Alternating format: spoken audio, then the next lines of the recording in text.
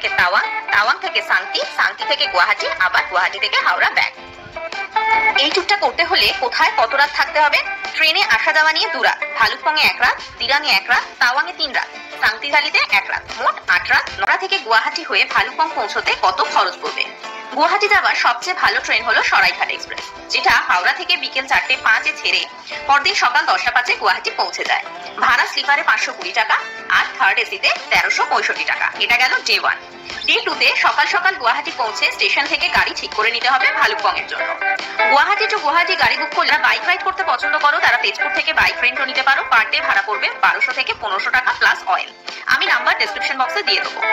ভালুকপং হলো আসাম আর অরুণাচলের বর্ডার। অরুণাচলে যেতে হলে এই ভালুকপং হয়েই যেতে হবে, দুভাবেই করা যায়। আমি রেকমেন্ড করবো এই আইএলপি অফলাইনে করে নাও। তোমরা ভালুকপংয়ে যে হোটেল বুক করবে তাদের বললেই তারা আইএলপি ব্যবস্থা করে দেবে। তার জন্য শুধু প্রয়োজন হবে পাসপোর্ট সাইজ ফটো আর আধার কার্ড। এতে খরচ পড়বে 150 টাকা পার পার্সন। এই আইএলপি ছাড়া কিন্তু কোনোভাবেই অরুণাচল ঘোরা পসিবল নয়। গুয়াহাটি থেকে ভালুকপং যেতে প্রায় সময় লাগে 4.5 থেকে 5 ঘন্টা মতো। দূরত্ব 242 কিলোমিটার। ভালুকপংয়ে ঢোকার মুখেই অরুণাচল গেটে আইএলপি চেক করিয়ে নিতে হবে। পৌঁছতে মোটামুটি সন্ধে হয়ে যাবে ভালুকপং, তাই হোটেলে চেক ইন করে রেস্ট নিয়ে নাও। এখানে মোটামুটি 1200 থেকে 2000-এর মধ্যে ভালো হোটেল পাওয়া যায়। আমরা ছিলাম হোটেল সিগালে। এবার চলো দেখে নি হাওড়া থেকে গুয়াহাটি হয়ে ভালুকপং পৌঁছতে আমাদের কত খরচ পড়লো। গুয়াহাটি ট্রেন ভাড়া 1365 করে, দুজনে 2670। ট্রেনে খাওয়া 250 টাকা করে 500 টাকা। সেকেন্ডে ভালুকপংয়ে গাড়ি ভাড়া 4000, সেকেন্ডে খাওয়া খরচ 500 করে 1000। ভালুকপং হোটেল ভাড়া 800, মিসলেনিয়াস খরচ 500। তার মানে টোটাল 10,470। আমরা ধরে নিলাম 11,000 টাকা। Third day. আজ ভালুকপং থেকে দিরাং যাব আমরা বমডিলা হয়ে। আজ সকাল সকাল হোটেল থেকে প্রথম সূর্যোদয়ের মনোমুগ্ধকর দৃশ্য উপলব্ধি করে ব্রেকফাস্ট করে বেরিয়ে পড়বো দিরাঙের উদ্দেশ্যে। যেতে যেতে পথে দেখে নেব বিভিন্ন টুরিস্ট স্পট।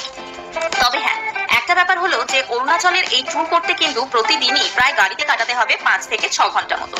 তাই আগে থেকেই যদি সেই মানসিক প্রস্তুতি নিয়ে নেওয়া যায় তাহলে এই ট্যুরটাকে অনেক সুন্দর করে উপলব্ধি করতে পারবে। ভালুকপং থেকে বমডিলা দূরত্ব 96 কিলোমিটার। যেতে সময় লাগে 2 ঘন্টা 1 ঘন্টা 10 মিনিট।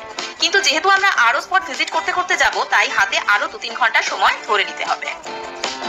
প্রথমেই আমরা যাব হচ্ছে টিপ্পি অর্কিড গার্ডেনে।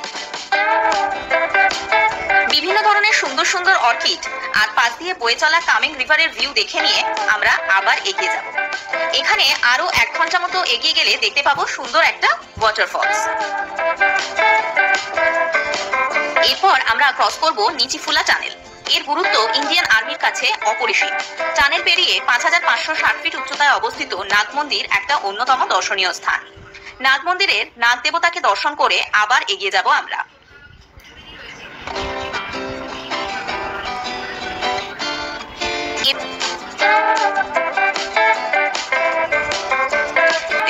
যদি তোমরা বমডিলাতে থাকতে চাও সেক্ষেত্রেও অনেক অপশন আছে। বমডিলা মনেস্ট্রিটা খুব সুন্দর।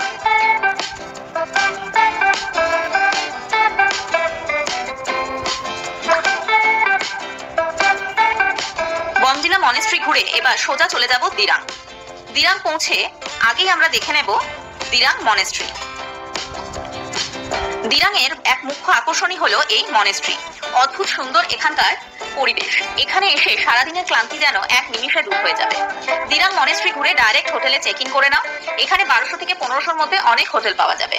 তবে যদি দিরাং রিভারকে উপভোগ করতে চাও তাহলে বলবো দিরাং রিভার সাইড হোমস্টে গুলো বুক করো। আমরা উঠেছিলাম কারমু হোমস্টেতে, যেটা ছিল একদম দিরাং রিভারের পাশে। রিভার সাইড হোমস্টে গুলোর ভাড়া 2000 থেকে স্টার্ট। আজকে নাইট স্টে দিরাঙে। এবার চলো দেখে নিই আমাদের ভালুকপং থেকে দিরাং আসতে কত খরচ পড়লো। ভালুকপং থেকে দিরাং গাড়ি ভাড়া 4000 টাকা। থার্ড দিনে খাওয়া খরচা 500 করে 1000 টাকা। দিরাং হোটেল 2000, মিসলেনিয়াস 500, টোটাল 7500 টাকা। অরুণাচল ট্যুরের আজ 4th ডে। আজ আমরা দিরাং থেকে তাওয়াং যাব ভায়া সেলা টানেল অর সেলা পাস। সকাল সকাল দিরাঙের হোটেল থেকে চেক আউট করে আমরা বেরিয়ে পড়বো তাওয়াংয়ের উদ্দেশ্যে। দিরাং থেকে নিকমাদুং ওয়ার মেমোরিয়াল। ভারত চীন যুদ্ধের সময় কিছু সৈন্যের আত্মবলিদানকে স্মরণীয় করে রাখতে এই ওয়ার মেমোরিয়াল তৈরি হয়েছে। এরপর প্রায় ঘন্টা 2 যাওয়ার পরে আসবে বৈশাখী।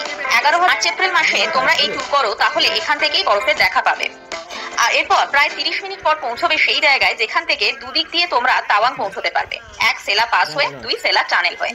আমরা মার্চের শেষে গিয়েছিলাম, তাই আমরা সেলা পাস পৌঁছতে পারিনি প্রচন্ড বরফের কারণে। আমরা 13,000 ফিট উচ্চতায় অবস্থিত সেলা টানেল হয়ে তাওয়াং এর দিকে এগিয়ে গিয়েছিলাম। তোমরা যদি এত বরফ দেখতে চাও তাহলে কিন্তু অবশ্যই মার্চের শেষে বা এপ্রিলে যেতে পারো। এই যাত্রাপথ কিন্তু অসম্ভব সুন্দর, কখনো কুয়াশা কখনো স্নোফল, এক দারুণ অভিজ্ঞতা আছে। এখানে 1962 ইন্ডিয়া চায়না যুদ্ধে